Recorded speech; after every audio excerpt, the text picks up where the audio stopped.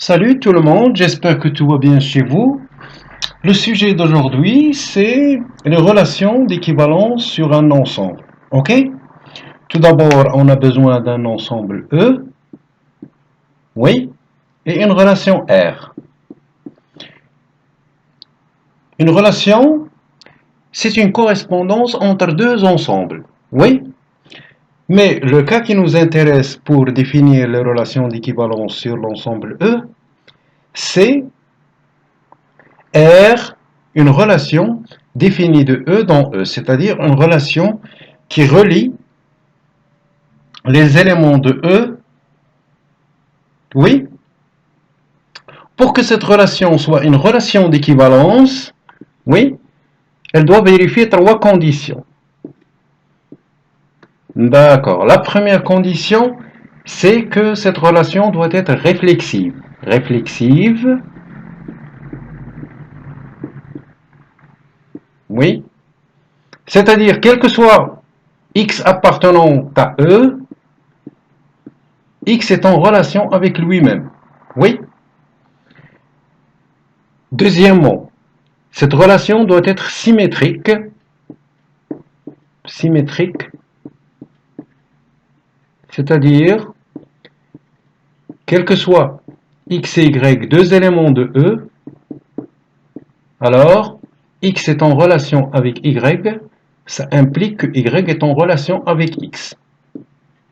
Oui. La troisième condition, c'est la transitivité. Transitivité, voilà. Quels que soient trois éléments X, Y et Z, oui, appartenant à E, si X est en relation avec Y et Y est en relation avec le Z, alors ceci, ça impliquera que X est en relation avec le Z. Voilà, le Y ici, c'est comme intermède. Dans ce cas, on dit que la relation est une relation d'équivalence. Oui. L'exemple le plus célèbre des relations d'équivalence, c'est l'égalité. L'égalité sur un ensemble. L'égalité sur un ensemble, on peut vérifier facilement que X est égal à Y est égal à X toujours dans n'importe quel ensemble. Et lorsque X, pour la vérification de la symétrie, X est égal à Y, oui, ceci, ça implique que Y est égal à X. Ok? Pour la transitivité, on peut la vérifier facilement. Si X est égal à Y, oui, et Y est égal à Z, ceci, ça impliquera que X est égal à Z. Donc, l'égalité est une relation, exemple, de relation d'équivalence. Maintenant, il y a une notion qui est très liée à ce genre de relation d'équivalence, c'est la notion de classe d'équivalence. Qu'est-ce que ça veut dire une classe d'équivalence? Une classe d'équivalence, c'est tout simplement un ensemble qui va indiquer l'ensemble des éléments qui sont en relation avec un élément X, par exemple. La classe de X, on la note comme ça, oui, c'est l'ensemble des Y qui appartient à notre ensemble E, oui, avec X est en relation avec Y. Ou Y est en relation avec X, parce qu'on a dit que les relations d'équivalence, c'est une symétrie, oui, il est symétrique.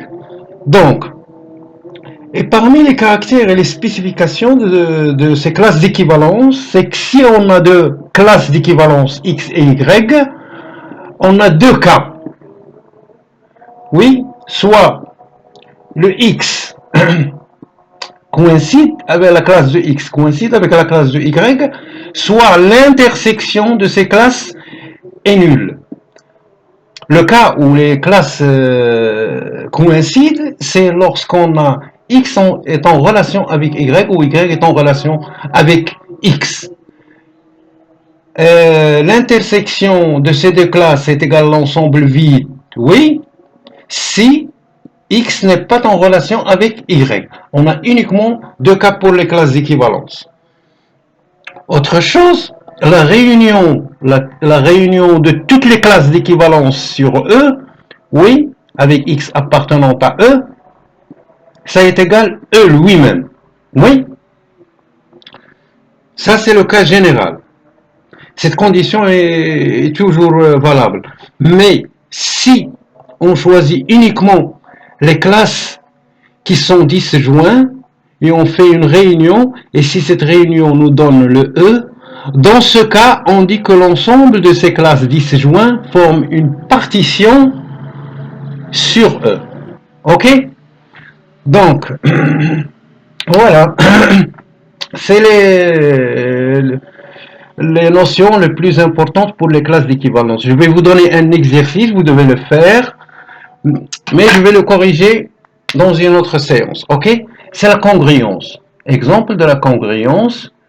X congruent Y modulo N, c'est équivalent à dire que le N divise le X moins Y. Ok? Ceci est équivalent à dire que N divise X moins Y ou N divise Y moins X. Ceci est équivalent à dire qu'il existe un cas appartenant à Z, oui, tel que X moins Y, par exemple, est égal à NK. Oui.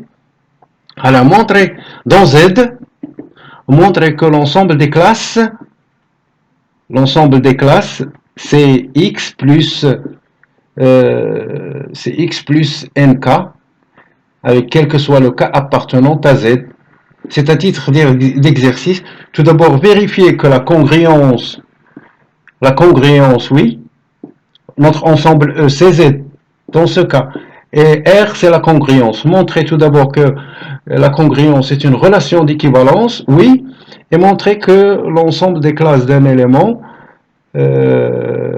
s'écrit de cette forme. Ok? Donc, je pense que j'ai dit le nécessaire. Pour l'instant, je vous laisse, mes chers. Ok? Et bien sûr, si vous avez des questions, vous me contactez. Ok? Sans problème. Merci.